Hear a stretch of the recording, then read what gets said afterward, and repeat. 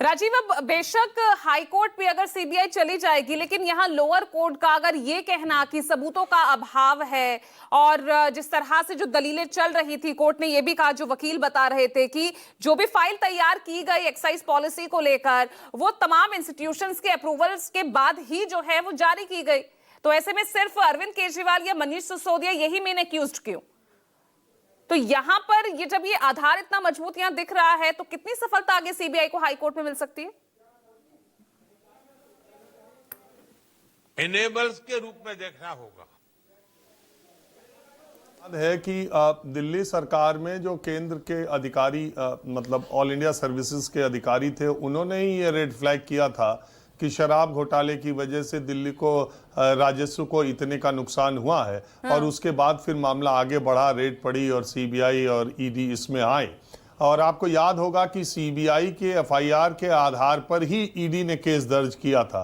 अब सीबीआई का केस खुद ही बरी कर दिया गया, तो अब ईडी के केस का क्या होगा आप खुद ही समझ सकती हैं। सवाल इस बात का है, मैंने जो पहले कहा, ये आम आदमी पार्टी की जीत, इसका जश्न मनाएं या चुनाव में जाएं, जो करें वो उनका मसला है। एक देश के मसले के तौर पर और एक पत्रकार होने के नाते और देश के हर नागरिक को ये सोचने के लिए मजबूर होना पड़ेगा कि क्या राजनीतिक विरोधियों के लिए केंद्रीय जांच एजेंसियों का चुनाव के समय इस तरह का बेजा इस्तेमाल ठीक है? और क्या एक मुख्यमंत्री जिसे दिल्ली की जनता ने भारत की राजनीति में ऐतिहासिक और रूप से चुना हो, कोई दौर इतनी स्ट्राइक रेट के साथ 2 बार दिल्ली का मुख्यमंत्री या देश के किसी राज्य का मुख्यमंत्री बना हो, ऐसा मैं नहीं देखता। तो ऐसे मुख्यमंत्री को आपने गिरफ्तार किया, आपने कहा कि ये शराब घोटाले में ये अभियुक्त हैं, इन्होंने सैकड़ों करोड़ रुपए मनीष सिसोदिया और अरविंद केजरीवाल ने बनाए हैं, और तमाम बातें कही गई। उससे एक जो साख पर बट्टा उनके लगा, एक जो आंदोलन कर करके वो यहाँ तक पहुँचे थे, ईमानदारी और भ्रष्टाचार के खिलाफ नायक बन करके आए थे, वो उनकी पूरी छवि जो है आम जनता की निगाह में बिल्कुल धूमिल हुई। देखिए, अरविंद केजरीवाल के ऊपर भ्रष्टाचार के आरोप और उनका शीश महल बनवाना, सिर्फ 2 मुद्दे ऐसे थे जो दिल्ली की सरकार उनकी चली गई, और दिल्ली के जो 4-5% फ्लोटिंग वोट थे, 42-42.5% वोट तब भी वो पाए, लेकिन वो वोट उनसे सरक गए जो उन्हें भ्रष्टाचार के खिलाफ एक नायक मानते थे और एक सादगी भरा नेता मानते थे।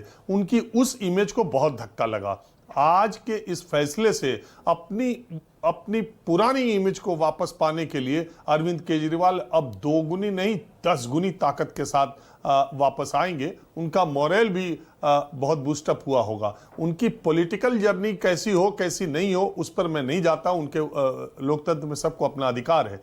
लेकिन चिंता की बात यह है कि अगर आप उन केसेस को उठा के देखिए जो लोकसभा चुनाव से कुछ समय पहले तक राजनीतिक विरोधियों के खिलाफ, इवन सीएम्स के खिलाफ जो लगे थे, वो औंधे मुंह अदालत में गिर रहे हैं। आपको याद होगा हेमंत सोरेन जिस केस में जेल में गए थे, हाई कोर्ट ने उनको बेल दे दी, और इसके बाद ईडी यहां सुप्रीम कोर्ट में आई। सुप्रीम कोर्ट ने यहां पर कहा कि आप जाएंगे यहां से कि नहीं तो हम कुछ और बताएं। इसमें जो हाई कोर्ट ने कहा है बिल्कुल ठीक है। अभी कल की बात है, हेमंत सोरेन को एक और मामले में ईडी से बहुत बड़ी राहत मिली है, सुप्रीम कोर्ट आकर के केस रद्द करने के मामले में ईडी से।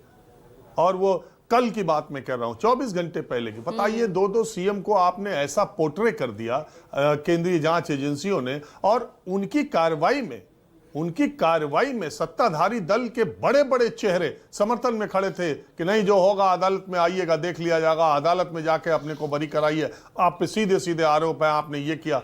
उन दिनों केंद्रीय जांच एजेंसियों के समर्थन में सत्ताधारी दल के बड़े चेहरे लगे थे।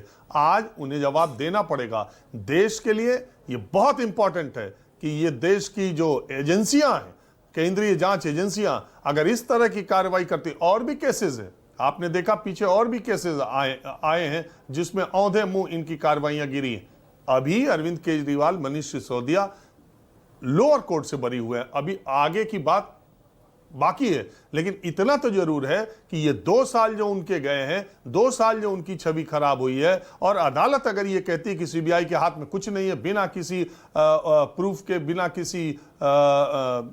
किसी तथ्य के आप आगे इस केस में कुछ है ही नहीं, बाइज्जत बरी कर दिया जाए, तो ये बहुत दुर्भाग्यपूर्ण स्थिति है। और देश की जनता को, राजनीतिक लोगों को, सत्ता में बैठे लोगों को और केंद्रीय जांच एजेंसियों को चलाने वाले लोगों को अब आत्ममंथन करने की जरूरत मैं कहता हूं कि जरूर करनी चाहिए। बिल्कुल। संजीव हमारे साथ बने हुए पीसीआर, तो बताइएगा। ठीक है।